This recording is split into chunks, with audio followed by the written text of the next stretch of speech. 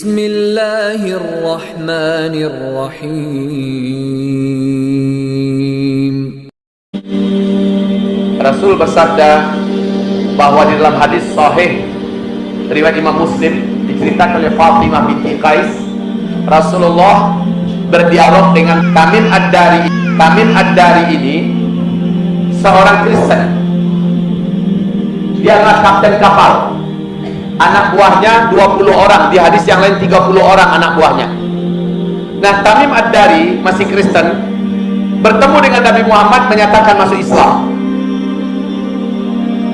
Dan dia bercerita apa yang dialaminya di sebuah pulau di tengah laut Yaman. Jadi dia berkata, saya berlayar di laut Yaman. Kemudian kami menghadapi badai yang hebat. Kami diombang-ambingkan oleh ombak laut yang setinggi-tinggi bukit. Langit gelap, hujan lebat turun, petir menyambar-nyambar. Lalu kami tidak mampu mengendalikan kapal kami. Akhirnya kami terdampar di sebuah pulau di tengah laut Yaman. Kami tidak tahu itu pulau apa. Kami tunggu matahari terbit. Ketika hari sudah terang, kami pun turun dari kapal dan kami masuk ke dalam pulau itu. Dan ternyata pulaunya mempunyai pohon-pohon yang lebat.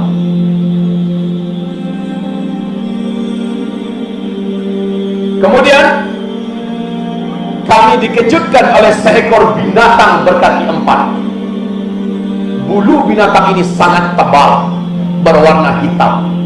Saking tebalnya bulu binatang itu, kami tidak mampu membedakan mana kepalanya dan mana bagian pantatnya. Binatang itu tinggi dan besar. Kami lari menghindari binatang tersebut. Dengan hanya beberapa genjotan langkah, binatang ini sudah berada di depan kami. Dan dia berkata, binatang itu bertanya kepada kami, apakah kalian dari Arab?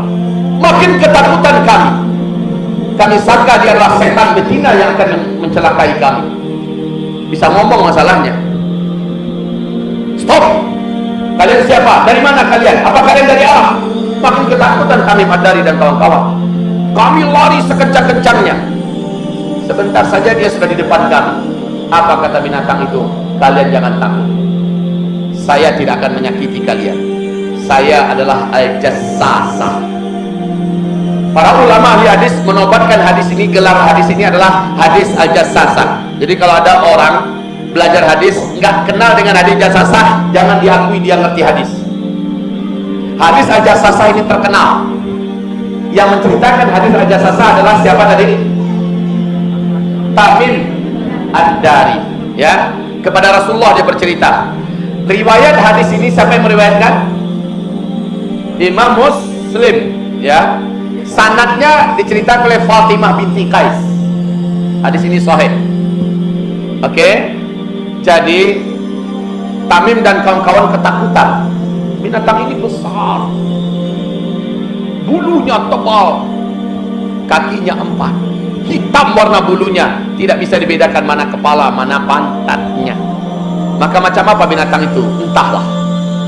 Yang jelas gambaran hadisnya seperti itu. Lalu kami menjawab, benar kami dari Arab.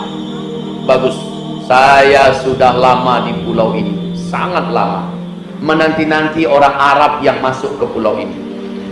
Pergilah kalian, ada kuil tua di sebelah sana. Seorang lelaki sudah lama berada di dalam kuil itu. Dia ingin mendengarkan perkembangan dunia Arab hari ini.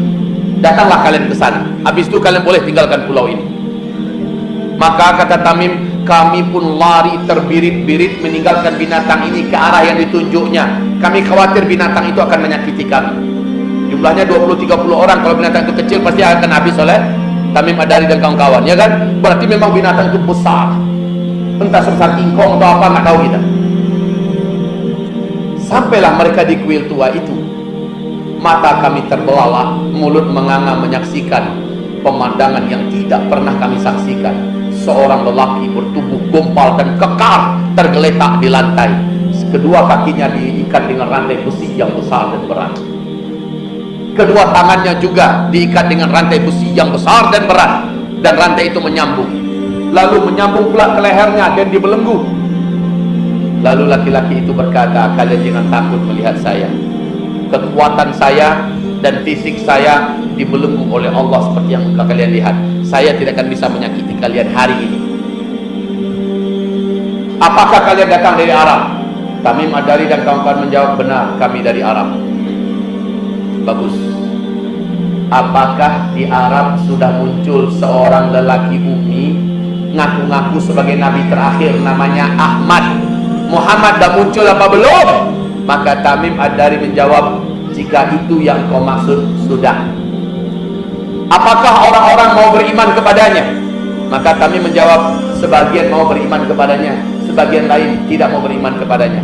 Laki-laki yang terikat ini berkata, beruntunglah siapapun yang mau beriman kepadanya, karena dia adalah orang yang benar.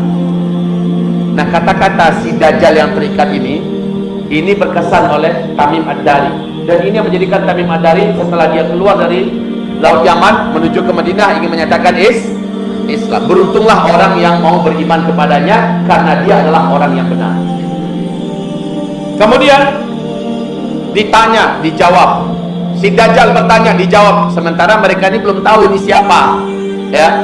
Terakhir pertanyaannya, ketahuilah oleh kalian, jika nabi terakhir itu, atau jika yang mengaku nabi itu sudah muncul, berarti tak lama lagi masa saya akan dibebaskan. Tapi saya baru lepas kalau 3 tanda ini sudah terjadi. Saya mau bertanya kepada kalian. Silakan, kata Tamim. Kalian tahu tidak dengan Danau Tiberias? Yang kedua, kalian tahu tidak dengan kebun kurma di Baisa? Yang ketiga, kalian tahu tidak dengan mata air Sugar? Mata air Sugar. Ternyata ketiga-tiga ini posisinya adalah di negeri Syam. Ya, ini negeri di negeri Syam. Syam ini di mana?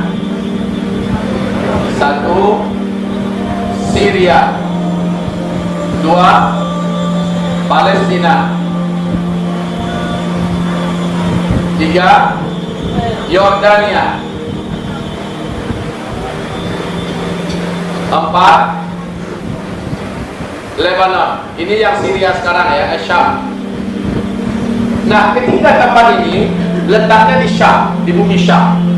Ini yang ditanyakan oleh si Dajjal. Kalian tahu tidak dengan Danau Tiberias? Dijawab oleh Tamim Ad-Dari, ya kami tahu. Apa yang ingin kau tanyakan? Apakah air danau ini sudah surut atau masih banyak? Maka kata Tamim Ad-Dari, saat ini airnya masih banyak dan tidak kurang sedikit pun. Kata si Dajjal, ya boleh kalian lihat, sebentar lagi airnya akan surut.